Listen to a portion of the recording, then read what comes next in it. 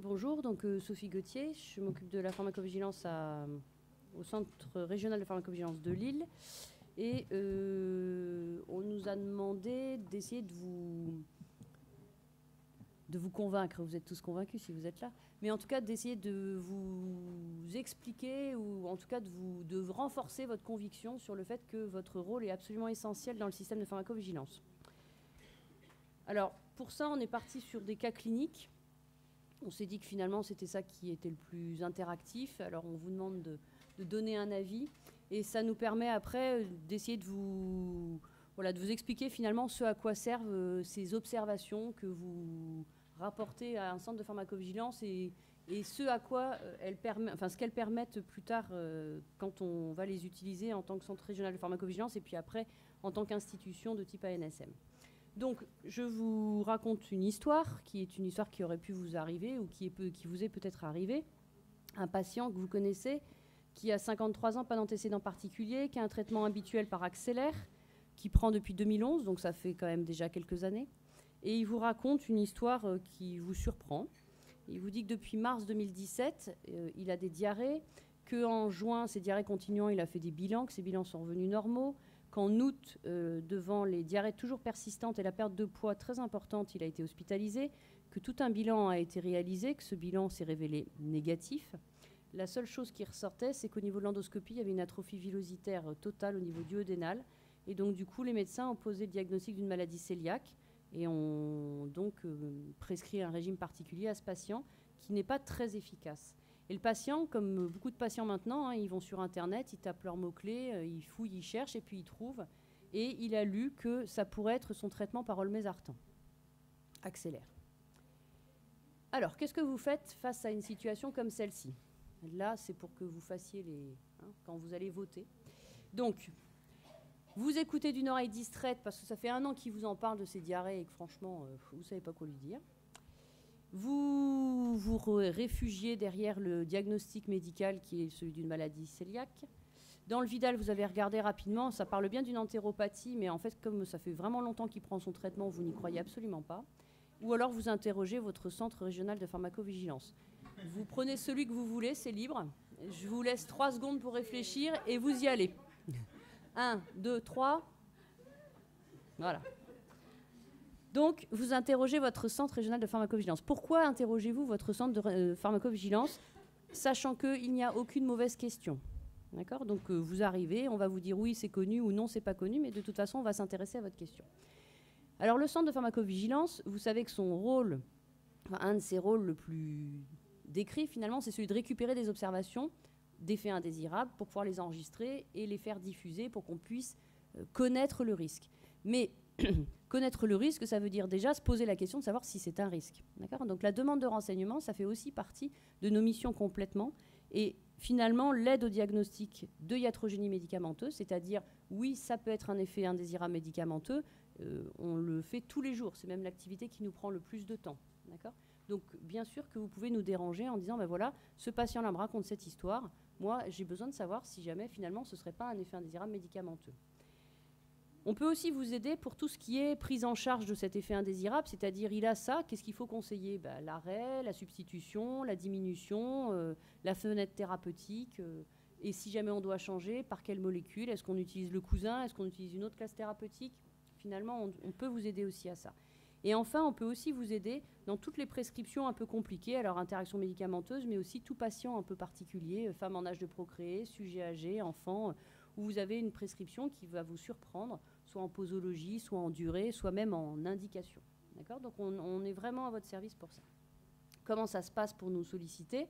On a un réseau des centres régionaux de pharmacovigilance qui a un site. Donc soit vous tapez, je sais pas, vous habitez Lille, vous tapez Lille CRPV et vous allez trouver nos coordonnées, soit vous allez sur ce site de pharmacovigilance et vous voyez que sur la carte, vous cliquez votre région et ça vous donne toutes les coordonnées, mail, téléphone, fax, parce que tous les moyens sont bons pour nous contacter. D'accord ? Si vous voulez un moyen rapide, mail et téléphone, c'est le plus rapide, mais si vous n'êtes pas pressé, vous pouvez nous envoyer un fax. D'accord ? Alors, si jamais vous nous appelez, on va vous répondre en vous disant, effectivement, avec l'olmesartan, il y a une problématique qui est née dans les années en 2012, très exactement, avec une publication de la Mayo Clinique, et que depuis, Bah, ça pleut comme à Gravelotte, hein. Avant, on n'avait pas beaucoup d'observations. Et puis, ben, avec cette publication, les gastros se sont posés des questions en se disant c'est bizarre parce qu'on en a eu des tableaux comme ça. Et à chaque fois, on atterrissait sur le diagnostic de maladie cœliaque. Finalement, est-ce que ça ne pourrait pas être le médicament? Donc, on est passé de quelques observations dans la base nationale de pharmacovigilance à 200 observations en une année. Hein. Et puis, ces observations, quand on les a étudiées, c'est le CRPV de Bordeaux qui s'en est occupé, ben, on s'est aperçu qu'elles étaient très similaires.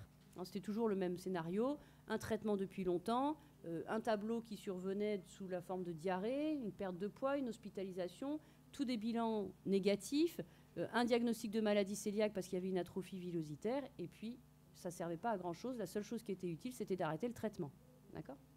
Donc, ça avait généré un signal, et à la suite de ce signal-là, vous savez que pour conforter les signaux, on est obligé de faire un peu de pharmacoépidémiologie, et donc on a été regardé dans les bases d'épidémiologie, donc on se sert beaucoup de la base de SNIRAM maintenant, hein, vous savez que ça s'est libéré avec les affaires Mediator, maintenant on a plus l'occasion d'utiliser ces bases de données, et donc du coup, il y a une étude qui a été faite en regardant les patients sous olmesartan. Est-ce qu'il y en a qui étaient hospitalisés en gastro? Oui, non. Est-ce qu'ils étaient plus hospitalisés en gastro que ceux qui étaient sous autres sartans, enfin sous autres antagonistes des récepteurs à l'angiotensine 2, puisque c'était la question suivante. Est-ce que ça concerne tous les antagonistes de l'angiotensine 2 ou est-ce que ça concerne seulement que l'olmesartan? La réponse a été à la suite de cette étude que c'était bien un problème de l'olmesartan, pas des autres antagonistes de l'angiotensine 2, et que donc, finalement, il fallait se poser la question de maintenir l'olmesartan sur le marché. Alors, vous savez qu'il y a eu plusieurs offensives du laboratoire qui a essayé de dire que c'était tous les artans et pas le sien. Enfin, bon, bref, il y a eu tout un tas de choses. Au final, quand même, on a réussi, pas à l'Europe, mais au niveau français, puisqu'on n'a pas pu retirer le médicament. Vous savez qu'on ne peut pas le faire quand c'est un médicament européen. Mais en France, on a la chance de pouvoir faire le déremboursement, demander le déremboursement, ce qui, quelque part, tue le médicament. D'accord ? Donc l'olmesartan a été déremboursé. Il y a eu une information qui a été faite au niveau européen et vous savez maintenant que dans le RCP de l'olmesartan, vous avez un petit encart qui vous explique que ces entéropathies existent bien et qu'il faut s'en méfier. Donc vous voyez qu'on est parti d'observations cliniques que vous observez, vous, professionnels de santé, donc médecins ou pharmaciens, à qui le médecin rapporte des symptômes et vous vous interrogez sur la possibilité de la responsabilité du médicament. Et de ces observations-là, on arrive à prendre une décision. D'accord ? Si on n'a pas ces observations-là, on ne peut pas prendre de décision. C'est aussi bête que ça. Alors, une fois que vous avez toutes ces informations-là, qu'est-ce que vous faites? Vous en parlez à votre médecin, enfin, à votre patient pour qu'il en parle à son médecin, excusez-moi. Vous transmettez au médecin traitant pour qu'il se débrouille avec le patient. Vous refilez la patate chaude. Vous êtes content de vous, vous avez aidé le patient, ça vous avez le droit de le dire. Et vous déclarez cette observation au Centre régional de pharmacovigilance. Je vous laisse 3 secondes. 1, 2, 3, on vote. Ah ouais, il y en a qui ont voté ça, vous avez raison aussi. Donc, vous déclarez cette observation. Alors ça, c'est une question rémanente. C'est finalement, c'est marqué dans le Vidal, les décisions ont déjà été prises, pourquoi le déclarer? On est d'accord. Là, votre déclaration, que va-t-elle apporter, à votre avis? Parce que moi, je vous dis qu'elle apporte quelque chose. Comment? Alors, statistique, c'est compliqué parce qu'en fait, sur la déclaration comme ça, spontanée, en fait, on ne peut pas faire de stats. D'accord? Ça ne peut que nous éveiller l'attention et nous dire, tiens, il va falloir qu'on en aille plus loin. Pour les stats, on fait la pharmacoépidémio. D'accord? Là, ça lève un signal. Donc là, qu'est-ce que ça peut lever comme signal?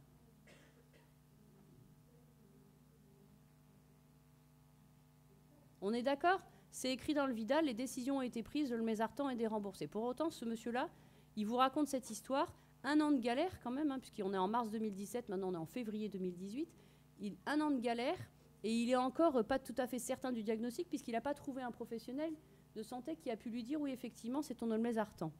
Alors, qu'est-ce que ça vous... Enfin, à quoi ça peut nous servir, nous, en tant que pharmacovigilants? Exactement. Ça nous informe sur le fait que, en l'occurrence, l'information, elle a été faite. Est-ce qu'elle a été suffisamment faite? Nous, on le pense. Mais une observation comme celle-ci est la preuve qu'en fait, on peut faire encore mieux. D'accord? Donc même quand vous avez l'impression que vous n'allez pas servir à grand-chose en faisant cette déclaration, Bah, finalement, si, vous servez, parce que ça permet de... Si jamais il y en a une à Lille, et puis on s'aperçoit en regardant dans la Banque nationale de pharmacovigilance que sur la dernière année qui vient de se passer, on en a eu 40 au niveau français, ça veut dire que le problème n'est pas réglé. D'accord ? Donc on a besoin de le savoir pour pouvoir refaire de l'information. Et vous savez que, je ne sais pas si vous suivez un peu les alertes de la NSM, mais il y a eu une alerte récemment sur AINS et grossesse, IEC, Zartan et grossesse.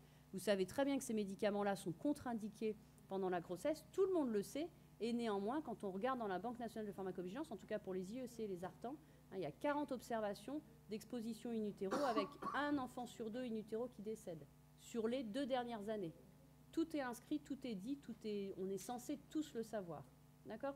Donc vous voyez que ces observations-là, nous les rapporter, même si vous avez l'impression que ça n'a plus de sens, en fait ça a encore du sens, ça permet de metformine et acidose lactique. Vous avez vu qu'il y a eu un communiqué de presse très récent.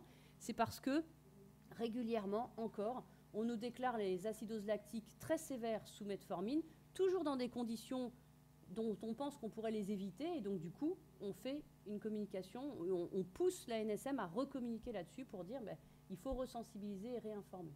Donc ça sert, vos observations servent, même quand on a l'impression que le problème est éculé. Comment on déclare ces effets indésirables? Alors, par téléphone, mail, courrier d'hospitalisation, vous êtes à l'hôpital pour beaucoup. Donc il y a des courriers d'hospitalisation quand ces gens ont été hospitalisés pour leurs effets indésirables. Donc vous pouvez nous envoyer le courrier d'hospitalisation. Vous pouvez déclarer par le site de la NSM. Il y a une rubrique « Déclarer ses effets indésirables ». Vous pouvez déclarer par le fameux portail des vigilances, dont vous avez forcément entendu parler, qui nous convient. C'est un bon moyen. Si vous le trouvez le plus simple, tant mieux. Et dans ces cas-là, faites-le par le portail. Mais par le portail, il y a quand même tout un tas d'informations qu'on n'a pas, qu'on aurait bien aimé avoir. Donc on va sûrement vous rappeler pour vous demander de compléter l'observation. Si ça ne vous dérange pas, c'est très bien, on fait ça comme ça. Sinon, vous appelez directement, vous faites directement la déclaration via la fiche CERFA ou tout autre support pour être le plus précis possible. Parce qu'une des forces en France, c'est que la déclaration, ce n'est pas le tout de dire « j'ai un cas d'entéropathie sous olmesartan ». Ce qui nous intéresse, c'est « j'ai un cas d'entéropathie sous olmesartan qui est survenu après X temps de traitement, le patient avait d'autres traitements, ceci, il avait tels antécédents, ça s'est passé comme ça ». Et plus on a de précision, plus on peut être précis dans la décision à prendre. D'accord ? Donc ça, c'est notre grande force en France. Parce que de la déclaration, il y en a en Europe, il y en a au niveau international. C'est enregistré, pareil, sur des bases de données donc européennes et internationales. Quand on interroge ces bases de données, on voit toujours qu'on est très quantitatif. J'en ai 10. Mais alors, quand on essaye d'avoir un peu de renseignements, on n'en a pas. Nous, nos observations françaises, grâce à votre travail de précision, elles sont précises. Et du coup, ça nous permet d'avancer vraiment sur la prise de décision parce qu'on arrive à être précis sur l'environnement de survenue de ces effets indésirables. Alors, normalement, une déclaration, quand on l'a fait, il faut un patient et on l'identifie par l'âge et le sexe. Vous nous donnez le nom parce que c'est plus facile pour échanger. Sinon, on vous dit c'est Madame X et vous ne savez plus qui c'est. Bon, quand on vous dit c'est Madame Duchemol, au moins vous savez qui c'est. Un effet indésirable, un médicament, celui que vous pensez être responsable, mais pensez que c'est important d'avoir l'environnement. Parce que même dans les cas d'interaction non soupçonnée, quelquefois on se dit tiens, c'est marrant, à chaque fois il y a ce médicament-là et c'est comme ça qu'on met à jour une interaction. Vous le verrez après. Et puis l'évolution, c'est vrai qu'on vous demande toujours l'évolution dans une observation. Ne l'attendez pas parce que quelquefois on attend 10 ans ou 5 ans, des fois ça n'évolue pas. Donc en l'occurrence, faites la déclaration. Nous, on prendra le temps de vous rappeler ou en tout cas d'essayer d'obtenir cette évolution si jamais on pense qu'elle est nécessaire. Mais le signalement, c'est surtout la survenue de l'effet. D'accord ? Pourquoi on fait ça ? Je vous ai dit, c'est la vraie vie du médicament. Vous le savez très bien. Le médicament, tant qu'il n'est pas sur le marché, il n'est pas utilisé en vraie vie. Il est utilisé sur une population biaisée, entre guillemets, trop belle, trop parfaite, trop tout ce que vous voulez. Donc on dit, nous, à Lille, Georges Clooney. Et puis après, quand on essaye dans la vraie vie, c'est Gérard Depardieu vieux. Donc c'est pas du tout la même... d'accord ? On n'est pas sur les mêmes... Mais pourtant, c'était un canon à l'époque. Donc, on est forcément face à une population qui n'est pas la même population. Et donc, du coup, un médicament qui ne va pas forcément se comporter de la même manière dans cet organisme-là. Une population qui est non homogène, puisqu'on va se retrouver avec des populations qui ont été exclues, vous le savez, pendant les essais cliniques, les femmes enceintes, les enfants, les sujets âgés, les trop pourris, bon, bref. Donc, concrètement, on a besoin de savoir, au fur et à mesure que le médicament va être utilisé dans la vraie vie, comment ça se passe. D'accord ? Et comment ça se passe ? Il n'y a que le professionnel de santé le médecin ou le pharmacien à qui le patient va se confier qui le savent. Nous, du haut de notre tour, là, dans nos CHU, on ne le voit pas bien. On le voit si vous nous appelez pour aller dans les services et on va aller chercher les observations. Mais sinon, ce n'est pas nous qui sommes au direct du contact du patient. D'accord ? C'est surtout vous. Et donc, c'est vous qui pouvez nous dire, bah, tiens, il y a un truc bizarre et je me demande quand même si le médicament ne joue pas un rôle. Si vous ne faites pas ce rôle-là, si vous n'êtes pas convaincu qu'il a un sens, en fait, nous, on ne peut pas derrière prendre en compte ce signal et faire avancer la locomotive pour qu'on puisse prendre une décision. D'accord ? Ça ne peut marcher que comme ça ne marche que comme ça. Donc je vous ai remis ici le schéma pour que vous vous rendiez compte qu'il est bien vertical. Qu'est-ce qui se passe ? Allez-y.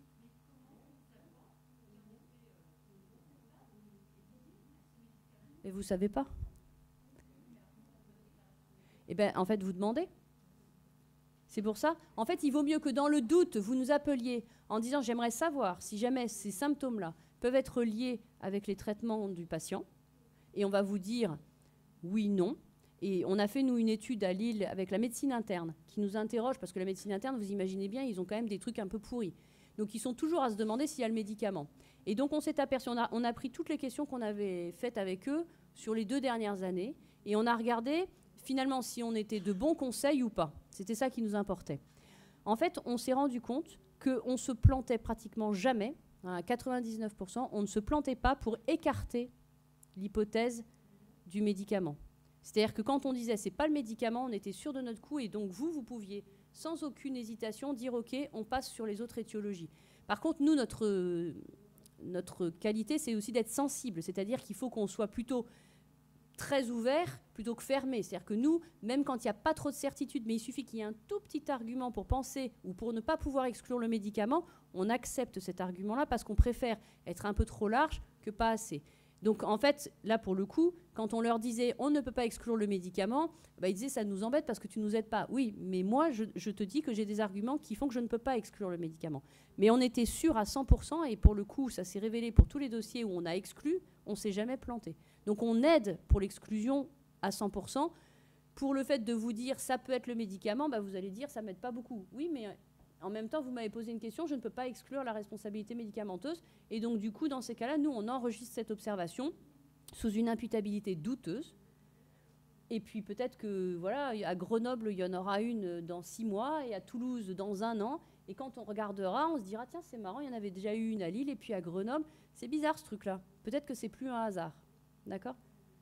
Donc, c'est enregistré. C'est toujours enregistré. Quand vous nous interrogez et qu'on ne peut pas exclure la responsabilité médicamenteuse, c'est toujours interrogé. Quand vous nous appelez et qu'on exclut la responsabilité médicamenteuse, on n'enregistre pas. D'accord ? Donc, il n'y a pas de question bête. Voilà. Donc, si vous avez le moindre doute, parce que ça, c'est vrai que c'est une question très fréquente, des gens qui nous disent « Oui, mais je ne suis pas sûr ». Mais en fait, on ne vous demande pas d'être sûr. Nous-mêmes, quand on vous répond, il y a des moments où on va vous dire « Ce médicament-là, chronologiquement, ça colle, mais franchement, on n'a pas beaucoup d'arguments, on n'est pas sûr ». Néanmoins, la chronologie est quand même très évocatrice. On ne le connaît pas bien, ce médicament-là, parce qu'il est arrivé sur le marché il y a 5 ans. On manque un peu de recul. Dans le doute, on va retenir l'information. Et puis, elle va dormir peut-être 10 ans, 5 ans. Vous avez vu quand même que la connaissance du risque est évolutive. Un médicament qui arrive sur le marché, il a un profil de risque. Et si vous regardez 20 ans plus tard, il y a tout un tas de choses qui ont changé. Donc c'est bien au fur et à mesure de l'utilisation du médicament qu'on s'aperçoit de ce risque. Et quelquefois, on s'aperçoit que les premières observations, c'est le cas de Mediator. Mediator, les premières observations, on a commencé à se dire, en 1999, 1997, il y avait eu l'affaire des anorexigènes aux États-Unis. Nous, en pharmacovigilance, on disait, ouais, le Mediator, on doit être un peu kiff-kiff bourricot. Et puis finalement, vous apercevez qu'il a fallu 10 ans pour que ça explose et qu'on dise il y a vraiment quelque chose. Donc finalement, toutes ces observations qui sont douteuses, elles ont un sens, même si jamais elles sont douteuses. D'accord ?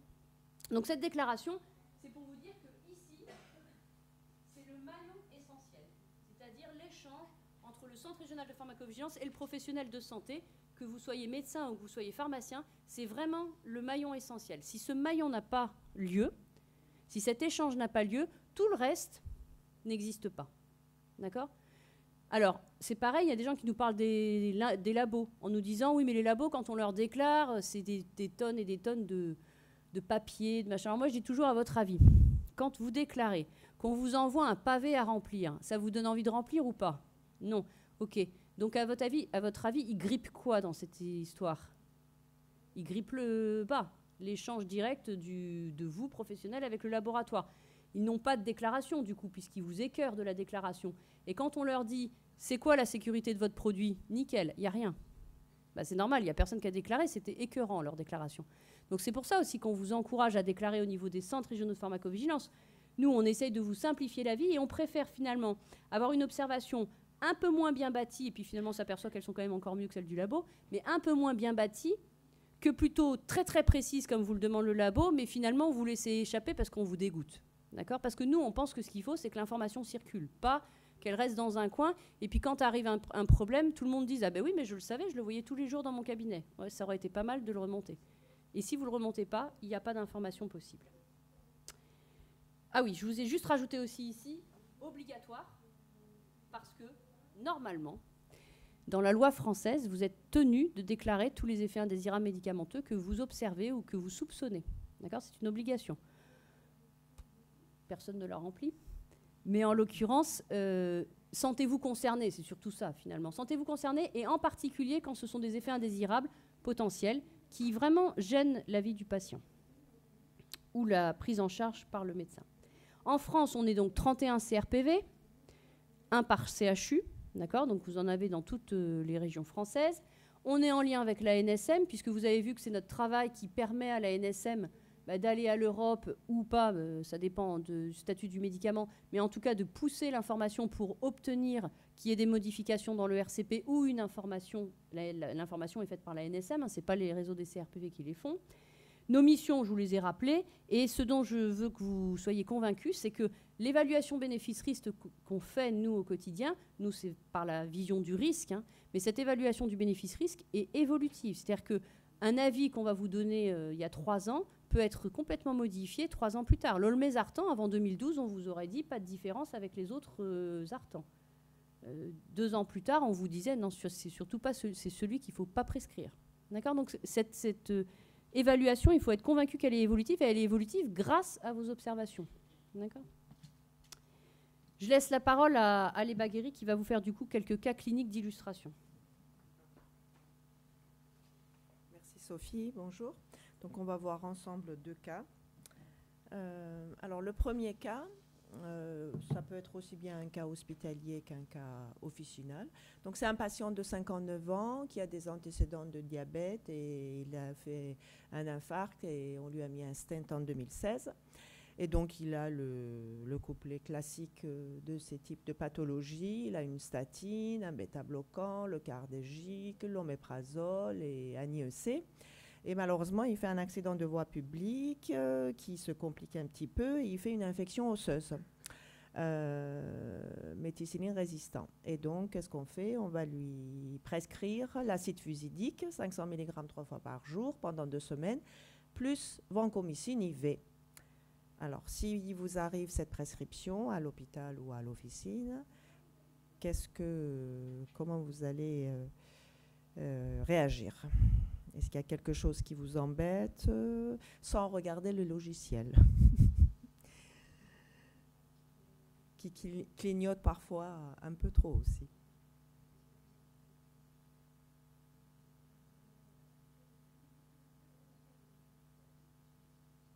Pardon?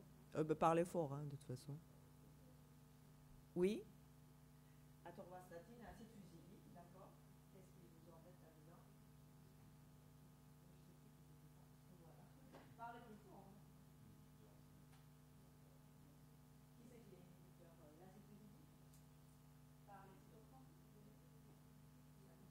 Et pour vous, c'est quoi même une contre-indication? C'est une réduction de l'emploi? C'est quoi le niveau de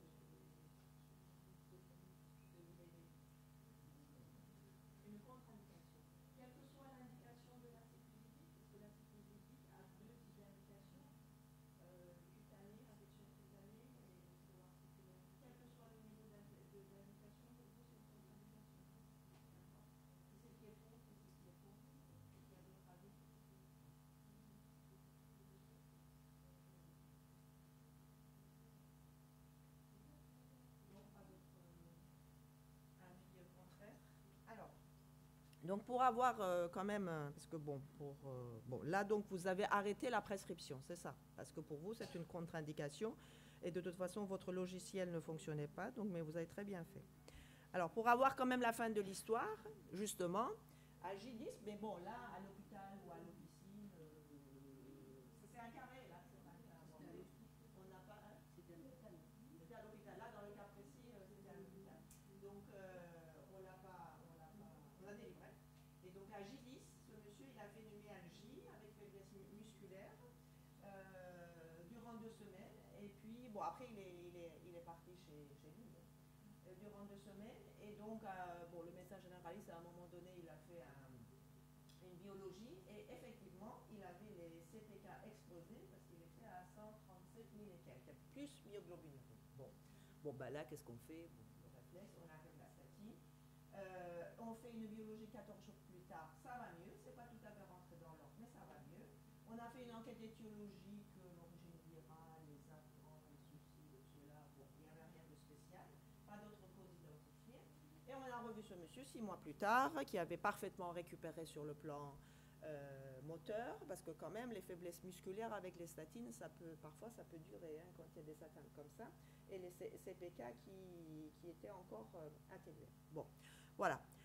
Alors, donc si par exemple vous nous aviez appelé au centre de pharmacovigilance, puisque l'objet de l'atelier c'est qu'est-ce qu'on peut vous rapporter, bon, bien sûr vous pouvez regarder le RCP comme nous, hein, donc là on ne va pas vous apporter grand-chose, mais éventuellement on peut un petit peu enrichir les données. Alors par rapport au RCP, alors effectivement il y a une contre-indication, mais la contre-indication ce n'est que depuis 2014, puisque avant on différait un petit peu parce que les alertes n'étaient pas, on va dire, aussi évidentes. On avait des cas, en France aussi, mais on avait différé, parce que c'est quand même embêtant, par exemple, d'arrêter une statine pendant une longue durée, on avait différé l'infection cutanée de l'infection osseuse.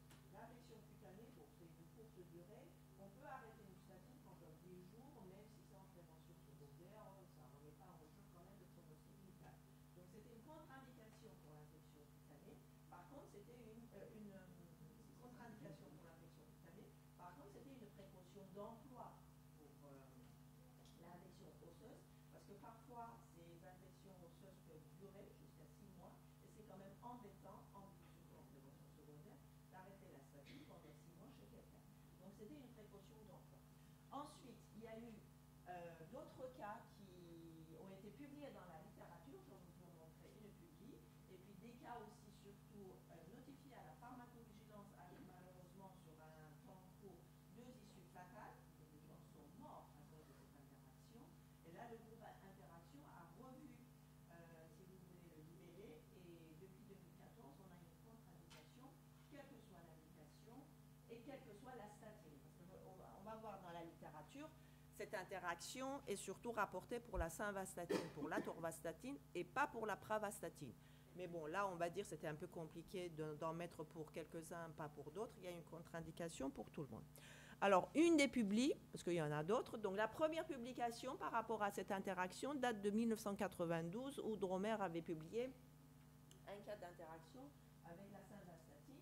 Ensuite, une publi qui peut être intéressante, c'est... ça date de 2012, relativement récente. Donc c'est en Irlande qui sont allés regarder un petit peu les cas qu'ils avaient dans leur base de données. Et là, vous avez la notification de 2 cas d'interaction avec, il y en a une c'est atorvastatine, donc je pense que c'est simvastatine. Et puis ils ont regardé dans leur base de données, sur une période de 6 ans, ils avaient relevé une dizaine de cas d'interaction. Donc effectivement, ça ne fait pas beaucoup, hein, sur à peu près une dizaine d'années, 10 cas. Ça veut dire que c'est un effet qui est rare, qu'on ne connaît pas très bien le mécanisme. Vous avez parlé d'inhibition au cytochrome. Il y a des inhibitions, mais pas tout à fait sur le cytochrome. Donc ça doit être quelque chose de rare, qui doivent survenir chez des sujets prédisposés. Mais bon, voilà. Mais par contre, il y a quand même un caractère de gravité qu'il faut absolument prévenir et éviter. C'est-à-dire les effets indésirables, tout médicament actif a des effets indésirables. Alors, il y en a qu'on ne peut pas éviter, malheureusement, il faut faire avec, mais d'autres, il faut éviter. Donc, toute l'action, pour nous, pour vous, c'est surtout éviter l'évitable, comme dit la revue prescrite, il faut éviter l'évitable. Bon, ça fait partie des soins. Alors, Sophie vous a parlé de la notification d'enregistrement des cas. Donc là, je vous montre un petit peu un exemple d'un cas qui est enregistré dans la base nationale de pharmacovigilance, qui est commune au 31 CRPV. Donc, si vous nous posez une question, que je ne retrouve rien dans la littérature, je vais aussi regarder dans cette base de données, voir si quelque part en France, à Lille, à Grenoble, à Amiens, quelqu'un a déclaré un cas similaire. Donc ça, c'est quand même, on va dire, une valeur supplémentaire d'un CRPV. Alors, c'est un cas d'interaction. Alors là, c'est marqué type interaction, il y a différents types, mais si vous regardiez par exemple 10 ans auparavant, comme on ne connaissait pas cette interaction, bon là vous avez le Crestor et acide fusidique, les deux sont imputés en interaction avec une imputabilité, un score, mais 10 ans auparavant, on n'imputait même pas l'acide fusidique, on retenait que bon, bah, c'est une rhabdomyolyse avec Crestor qui peut arriver avec tout statine. Voilà un petit peu, donc comme disait Sophie, on évolue, nos connaissances évoluent en fonction de la littérature dans ce que vous nous remontrez. Donc tout ce que vous nous déclarez, donc vous voyez, ce sont des déclarations qui sont parfaitement anonymes à la fois pour le patient que pour le déclarant. Vous avez les caractères démographiques, tous les médicaments qui sont pris par le patient, ça c'est important, mais même ceux qu'on ne suspecte pas, parce qu'on peut ne pas le suspecter aujourd'hui, là-dedans, ce n'est pas un médicament, mais peut-être que dans 10 ans, finalement, lui aussi, il va être mis en cause. Et puis, un commentaire par rapport au déroulé des choses. Donc, tout ce que vous enregistrez, ça va aller, tout ce que vous modifiez, c'est enregistré dans cette base avec des scores d'imputabilité qui peut être douteuses, qui peut être plus fort, qui peut être très vraisemblable en fonction des données qu'on dispose. Alors, si on regarde par exemple, bon, ça c'est un exemple, dans la base, donc à peu près on en a pas beaucoup, hein, une vingtaine de cas d'interaction, dont 13 avec atorvastatine. Et ce qui est intéressant aussi, c'est le délai de survenue qui est de 15 jours à 6 semaines. Donc on ne traite jamais quelqu'un avec 5 jours d'acide fusidique, mais finalement, si on a besoin de traiter 5 jours, on va dire qu'on est à peu près safe si vraiment on a besoin. D'accord ? Donc le problématique est différent en fonction de la durée d'exposition. Alors, le mécanisme, quelques mots. L'acide fusidique ne passe pas par le cytochrome 3 et 4. Hein. Donc, par contre, il y a deux autres... alors, ce sont tous des hypothèses, parce que les études sont contradictoires. Donc, les deux études qui sont plutôt chez l'animal, chez le rat et la souris, ils évoquent, il y en a un qui suggère l'inhibition du transporteur d'influx, l'OATP1B1 et B3 aussi, par rapport à l'acide fusidique, et une autre étude chez le rat qui propose l'inhibition d'un autre transporteur d'influx, le BCR5. En tout cas, on va dire l'hypothèse qui est la plus retenue aujourd'hui, c'est l'inhibition de la voie de glucuronidation, puisque aussi bien l'acide fusidique que les statines passent par cette voie. Voilà, donc ce que je vous ai dit, le groupe d'interaction, la première mesure, c'était différer le niveau d'interaction. Et puis, il y a eu la publication de Belosta, une autre publication, et puis 2 cas qui ont été notifiés il y a juste avant 2014 au système de pharmacovigilance française. Donc aujourd'hui, depuis 2014, on a une contre-indication pour toutes les statines et quelle que soit l'indication. Voilà un petit peu un exemple de ce que ça peut rapporter la notification et puis que les choses évoluent dans le temps. Alors, par rapport aux interactions médicamenteuses, bon, vous connaissez très bien les logiciels, que c'est un motif d'hospitalisation. Selon les études, c'est l'origine d'hospitalisation dans 1 à 5% des cas. Et même en hospitalisation, on a des interactions médicamenteuses qui représentent quand même 1%, alors qu'on a tous les outils pour éviter des interactions. Bon, bien sûr, ceci est plus significatif chez des sujets âgés au-delà de 65 ans, qui parfois est à l'origine d'une admission dans presque 20% des cas, et même à la sortie. Donc, il y a une étude cette étude est intéressante parce qu'ils disent que quand ils ont vu les prescriptions à la sortie de l'hôpital, il y avait 24% d'interactions médicamenteuses significatives. Donc, ça, c'est quand même à prendre en compte, avec une association entre mortalité à 3 mois et d'existence d'au moins 2 interactions potentiellement graves. Donc, ça a l'air facile comme ça avec les logiciels, mais en pratique, quand même, ça arrive. Alors, les interactions médicamenteuses, je vous donne juste quelques exemples, ont été l'origine de quelques retraits dans le passé. l'astémisole, cisapride, des antihistaminiques, essentiellement pour les troubles du rythme. Ce sont des événements qui sont difficilement prévisibles pendant les essais cliniques ou autres. Donc, c'est vraiment, comme l'a dit Sophie, pendant la vie du médicament en phase 4 qu'on peut les mettre en évidence. Et toute la difficulté, c'est...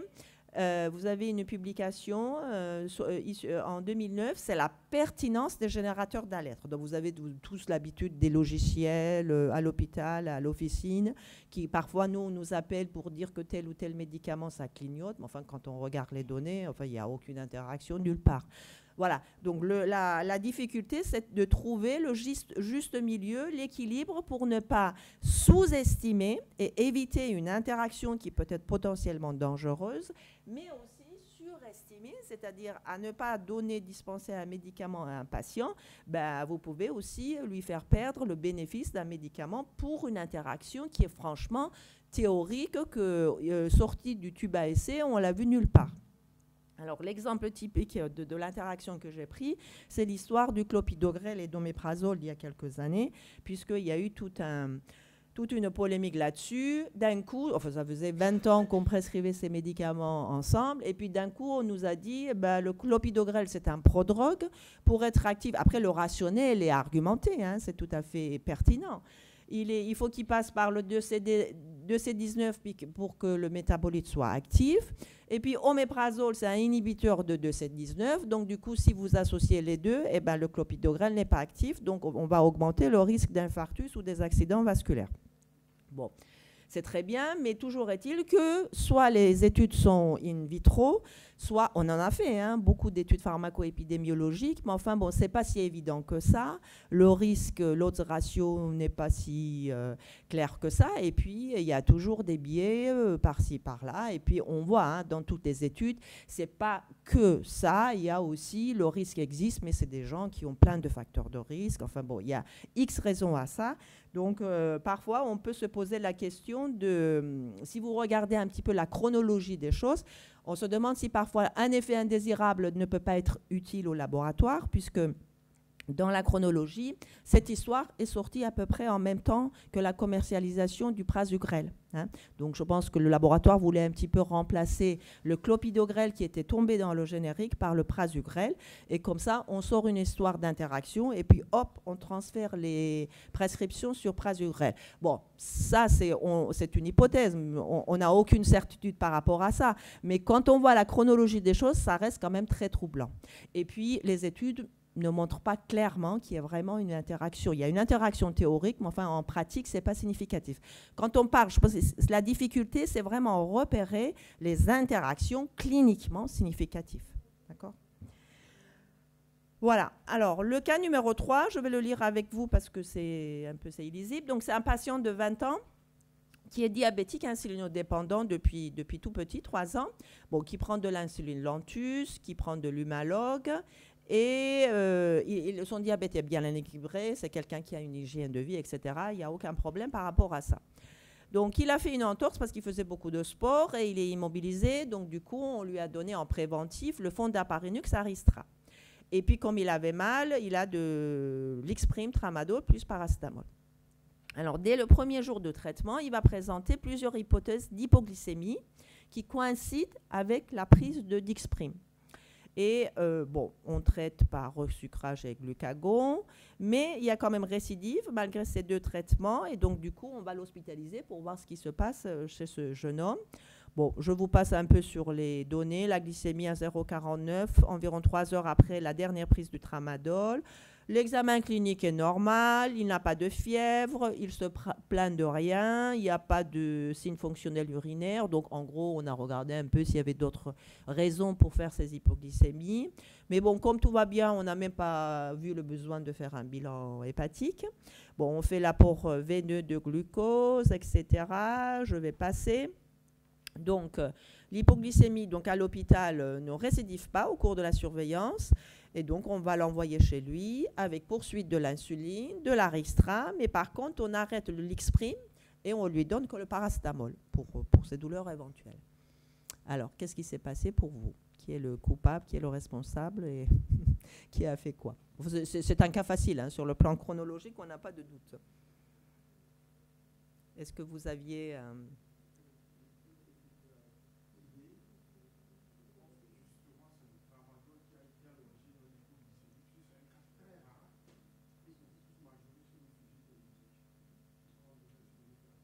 Tout à fait. Donc, bon, la chronologie est quand même très claire. Hein. Dans notre jargon, on dit réintroduction positive. Donc, il y a une phrase, il vous dit l'hypoglycémie en fait, survient à chaque prise d'X'. Donc, ça veut dire qu'il y a réintroduction positive. Chaque fois qu'il prend X', 2-3 heures après, hop, il fait une hypoglycémie. Si vous regardez un peu la pharmacocinétique, ça doit correspondre au CEMAC du tramadol. Donc là-dessus, il n'y a pas de doute sur le plan chronologique. Cet homme, chaque fois qu'il prend l'X', il fait une hypoglycémie. Après, on le renvoie chez lui avec le paracétamol, il ne fait pas d'hypoglycémie. Donc, c'est le tramadol qui a fait quelque chose. Et effectivement, comme vous dites, ce sont des effets rares qui peuvent survenir.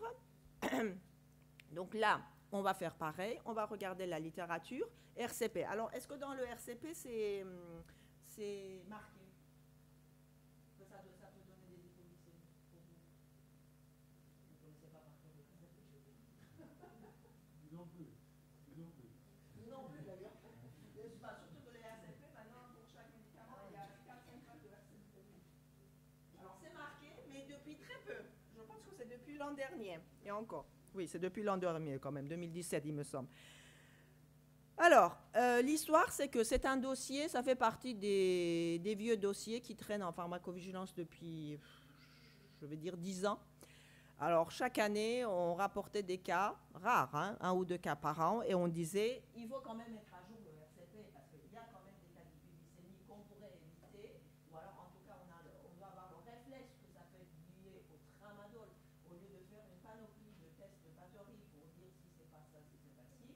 Mais bon, finalement, on est arrivé, ce n'est que depuis l'an dernier qu'on a ce libellé. Alors, on a fait une étude dans la base de données de pharmacovigilance sur 2 ans, donc il est publié dans Thérapie 2013, sur tramadol en général, les effets indésirables, parce qu'il n'y a pas que la lipoglycémie. Et donc, cette étude a montré qu'il y avait à peu près sur 2 ans une vingtaine de cas d'hypoglycémie. Bon, maintenant, il y en a plus, hein, si vous rallongez un peu la période d'étude. Et que, comme vous avez dit, c'est essentiellement chez des sujets diabétiques. On a quelques cas chez des sujets sains, entre guillemets, c'est-à-dire qu'ils n'ont pas de diabète, mais c'est 2 ou 3 cas. La plupart chez le sujet diabétique, souvent âgé, ou alors un contexte d'insuffisance rénale. Ça veut dire qu'il faut avoir une composante de déséquilibre quelque part pour que cet effet indésirable survienne. Alors, quand on compare un petit peu, il y a une étude intéressante, on a comparé au taux de notification d'hypoglycémie avec le diantaldi, qui a à peu près le même profil pharmacologique que le tramadol, le dextropropoxyphène, et on retrouve le même taux de notification, alors que vous n'avez pas d'hypoglycémie, pas du tout notifié, avec la codéine qui a un profil un peu différent. Alors, qu'est-ce qui fait que le tramadol, comme le dextropropoxyphène, pouvait donner ça? C'est à la fois la composante sérotoninergique du tramadol. Le tramadol a une composante sérotoninergique, et on a clairement démontré chez la souris que la sérotonine augmente la sécrétion d'insuline. Et l'autre composante, c'est la composante opioïde et l'activité sur le récepteur mu. Et là, pareil, chez le rat, on démontrait des hypoglycémies qui est dose dépendante, qui est abolie par le naloxone, cette hypoglycémie. Donc, sur le plan pharmacologique, on a tout le rationnel aussi pour expliquer cette hypoglycémie, qui, encore une fois, c'est rare, en particulier quand il y a un facteur de risque, mais ça peut arriver, donc ça serait bien de le connaître. Voilà. Donc, quand on a des cas, quand vous notifiez ces types de cas, nous, après, ça nous renforce, parce que quand vous voulez demander une modification du RCP, vous ne pouvez pas le demander avec un cas. Hein, surtout quand le RCP, enfin, le médicament est européen. Ça veut dire que c'est l'AMM européenne, parce qu'après, il faut aller à l'Europe pour demander quelque chose. Et quand vous dites à l'ANSM, bah, il y a ça, il me dit, bah, je ne vais pas demander ça avec un cas. D'accord? Donc, l'intérêt, quand on a plusieurs cas, la notification de plusieurs cas, plus il y en a des cas, bah, nous, on peut plus défendre, on peut mieux défendre le morceau. Voilà un petit peu l'intérêt de ce type de déclaration. Alors, si vous voulez aller un peu plus loin, eh ben, on va être plus costaud. Il y a les Canadiens, donc Sami Suissa, McGill au Canada. Eux, ils ont fait une étude pour voir s'il y avait une association entre l'utilisation du tramadol et l'hospitalisation pour l'hypoglycémie. Et ils ont retrouvé un risque qui était une association qui était positive, puisque le hazard ratio est de 3,6, hein, avec un intervalle qui est significatif. Donc, significativement, ils ont démontré que vous aviez plus d'hospitalisation pour hypoglycémie quand les gens, ils avaient pris le tramadol dans les 30 jours qui précédaient cette hospitalisation. Donc, on a des données pharmacologie fondamentales, des notifications spontanées, une étude pharmacoépidémiologie. Donc, tout ça renforce les hypothèses. Et pour finir, donc, bon, comme ça, j'avais tapé sur tramadol et hypoglycémie, et je ne sais pas pourquoi je suis tombée sur ce site psychoactif. C'est des gens qui utilisent des substances illicites. Bon, enfin, vous avez les champignons d'amanite, hein, bon, voilà. Donc là, vous avez parfois des choses, des déclarations très intéressantes, hein, qui sont rapportées par le patient. Bon, c'est peu lisible. Donc c'est une dame qui dit: bonjour, quand je prends du tramadol, même à 25 mg, j'ai l'impression de faire l'hypoglycémie, alors que je n'y suis pas particulièrement sujet. C'est-à-dire, bon, en gros, elle n'est pas diabétique, quoi. Je mange du sucre et parfois ça va un peu mieux. Alors il pose une question. Je crois que c'est un effet reconnu du tramadol. Généralement, les patients chroniques vont se raconter des choses qu'elle connaît bien. Mais à plus haute dose. Donc la question, alors peut-être qu'elle veut prendre le tramadol pour se shooter, je ne sais pas. Donc elle pose la question: est-ce qu'à plus haute dose, 100, 200 mg, est-ce un effet qui peut s'avérer dangereux, voire potentiellement mortel? Voilà. Donc c'est son inquiétude. Si j'utilise à plus forte dose, est-ce que je vais mourir? Tu as vu la réponse? Oui. C'est effectivement un effet connu du Très tramadol. connu. Si tu consommes du cannabis, ça peut l'accentuer. Peut-être qu'ils ont raison en plus. Non mais tout ça, c'est très intéressant parce que, bon, hein, on disait pour le rohypnol, les toxicomanes, ils savent bien le potentiel. Les codéines, tout codoliprane, vous tapiez sur Internet codoliprane, détournement, abus, vous aviez tous ces sites-là, là, il y en avait mais une tape. Oui, qui vous donnent les recettes, enfin tout ce qu'il faut faire et tout. Hein. Voilà. Allez. Bonjour. Effectivement, on va passer à un cas de tramadol aussi. Donc, c'est une patiente de 71 ans qui a un Parkinson depuis assez longtemps, qui est traitée et stabilisée avec des agonistes, des précurseurs comme le Modopar, et puis qui a un IMAO, donc la rasagiline B, et qui est hospitalisée pour une douleur de genou, et donc qui est traitée par tramadol. Et donc, est-ce que ça doit vous faire tilter? C'est un peu compliqué parce que justement, on verra que les RCP sont pas très clairs, et c'est aussi l'intérêt. Donc, dans la nuit du 26 au 27, hallucination, trouble du comportement. Alors, à quoi pensez-vous?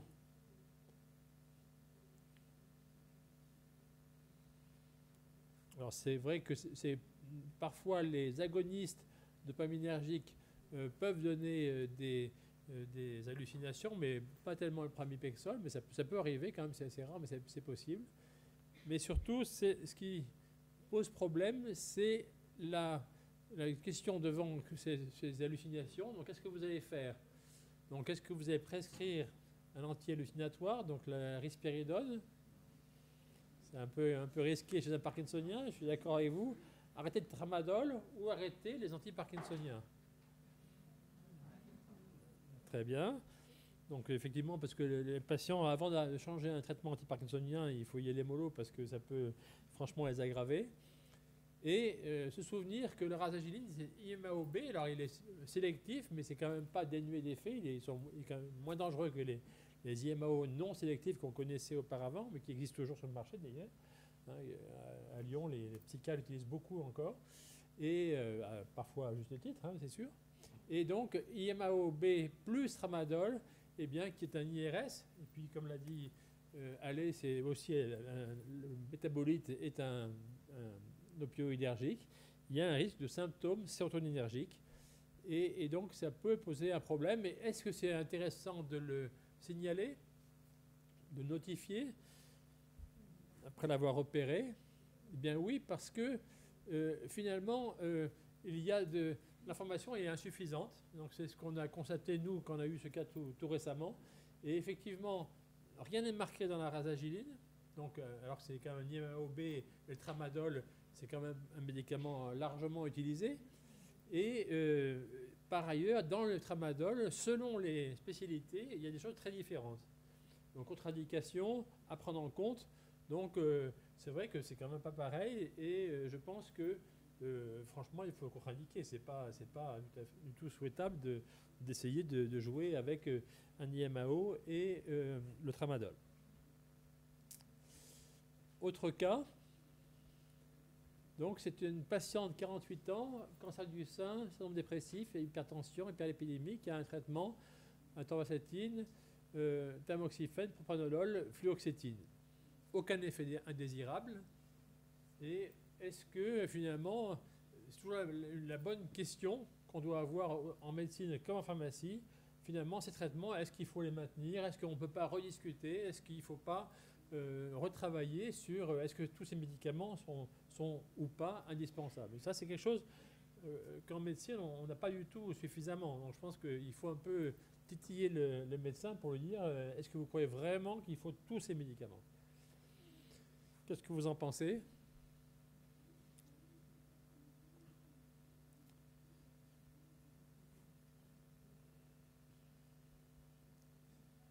Aucun effet indésirable, donc. Est-ce qu'il faut rediscuter le traitement avec le médecin? Arrêter le tamoxifène, arrêter la fluoxétine. Donc, rediscuter, moi je pense que déjà, peut-être que rediscuter c'est toujours bon à faire. Hein.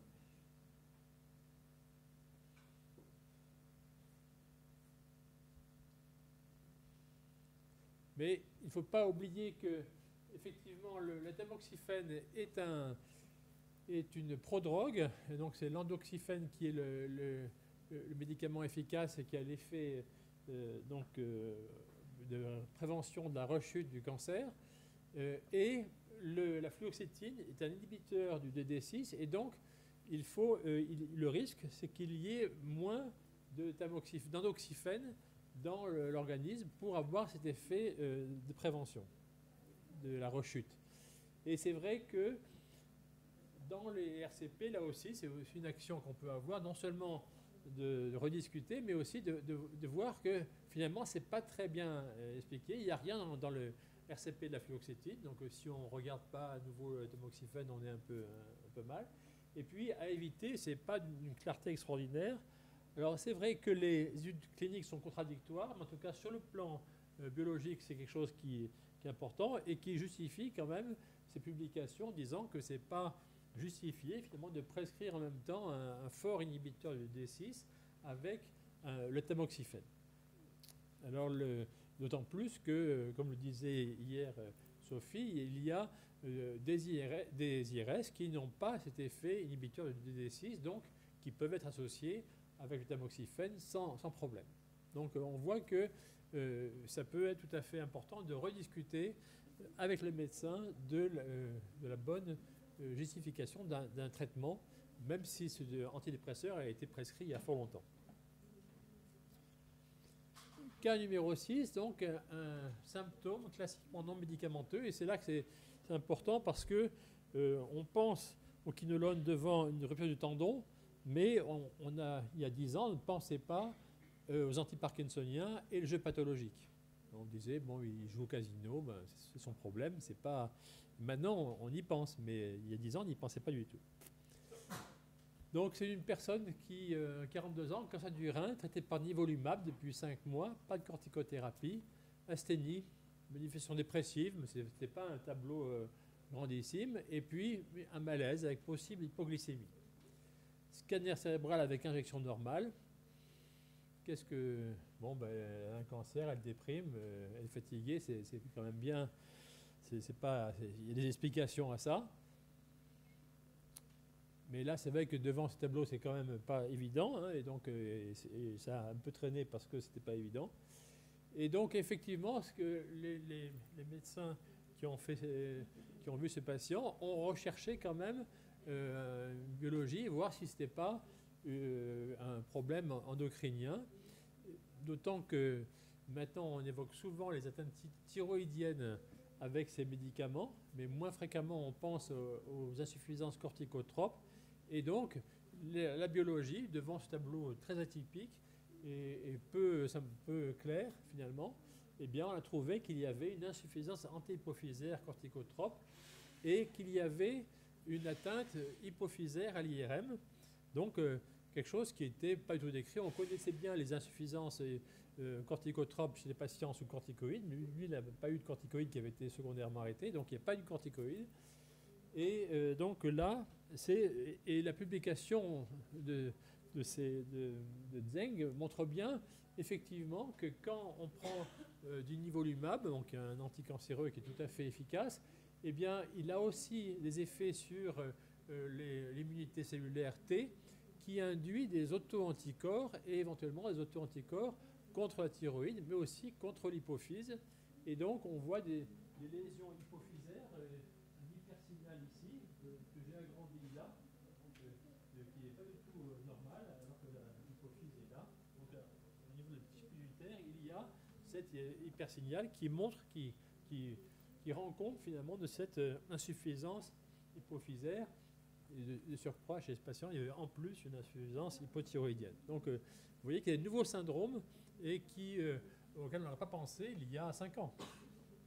Donc, il n'y a pas de question bête parce qu'effectivement, on peut avoir des nouveaux symptômes tout à fait surprenants.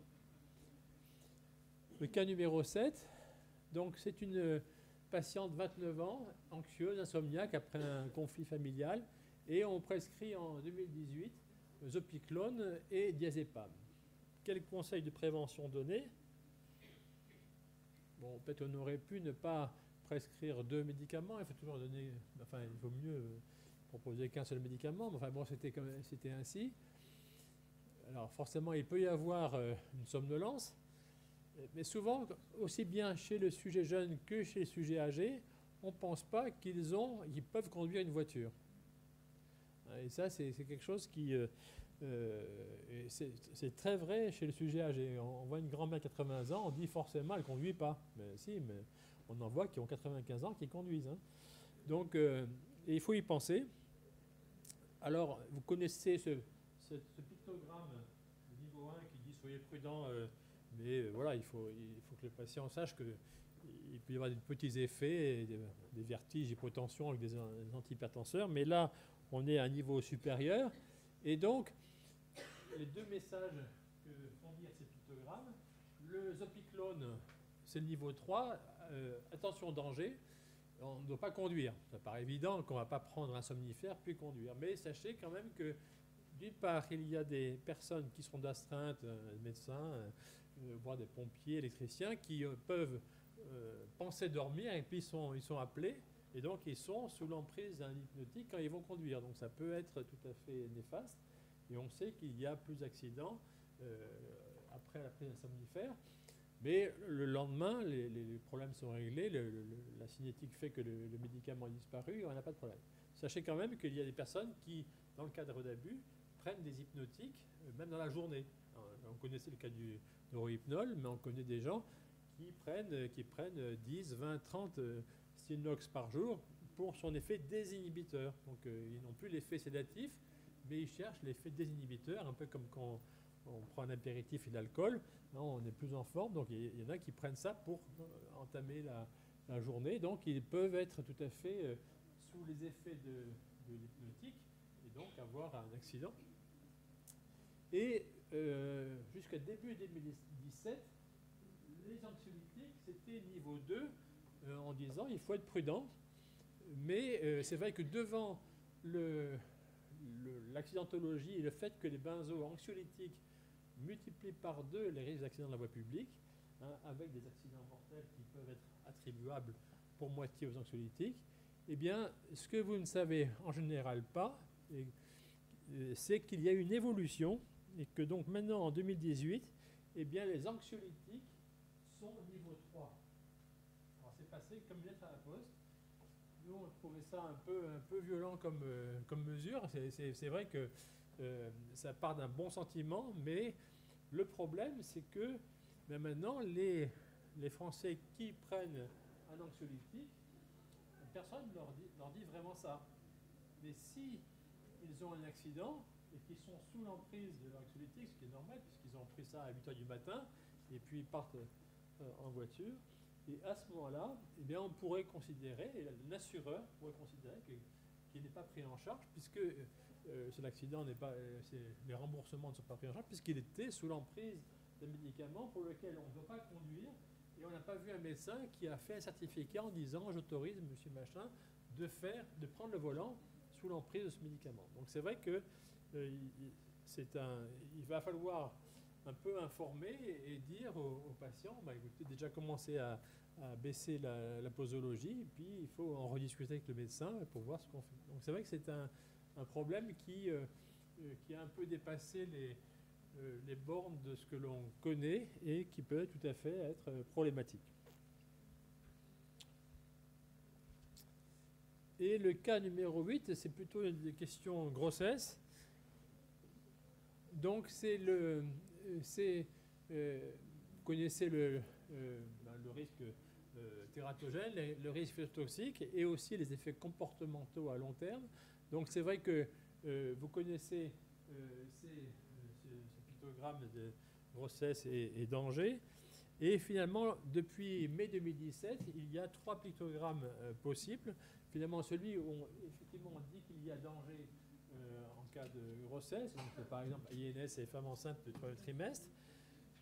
Là où c'est interdit, effectivement, parce qu'il y a un risque tératogène type thalidomide et rétinoïde, et puis le risque grossesse, il y a un danger, et vous connaissez la problématique de la dépakine. Alors c'est vrai que pour les femmes enceintes exposées au valproate, il y a eu d'abord le risque tératogène décrit depuis très longtemps, et plus récemment, mais le fait que quand on regarde a posteriori les enfants exposés en in utero au valproate, on voit qu'il y a un retard mental à l'âge de 6 ans. Donc c'est ça qui a fait basculer les choses et fait que maintenant il ne faut plus exposer, sauf cas très particulier d'épilepsie résistante à tout, mais donc il ne faut pas exposer les femmes enceintes au valproate. L'intérêt aussi de tout ce travail, c'est de se dire finalement, en prospective, finalement, est-ce qu'il y a un risque d'exposer les nourrissons à la dépakine, au valproate, en postpartum, même s'ils n'ont pas été exposés in utero. Donc ils ont une problématique d'épilepsie, puisqu'on les traite pour ça. Et c'est vrai que on n'a pas de preuves cliniques sur les problèmes risques. On ne connaît pas les conséquences du risque d'exposition chez un nourrisson par la valproate de sodium. Mais c'est vrai que maintenant, dans l'étude expérimentale animale, on voit que un modèle expérimental d'autisme, de trait autistique donc chez l'animal, c'est le valproate. Donc la question va être de se dire, on a ces données expérimentales, est-ce qu'il ne faut pas faire un suivi des enfants traités en postpartum pour une épilepsie par valproate, donc une pathologie neurologique, pour voir ce que l'effet, et donc en gros être extrêmement prudent avant de prescrire un tel médicament. Vous voyez qu'on peut avoir aussi un travail un peu prospectif pour essayer de mieux comprendre les risques, même s'ils ne sont pas encore démontrés à un moment donné. Et je crois que c'est à peu près fini. Et donc en vous remerciant, et puis on peut encore continuer à discuter sur les différents sujets qu'on a abordés.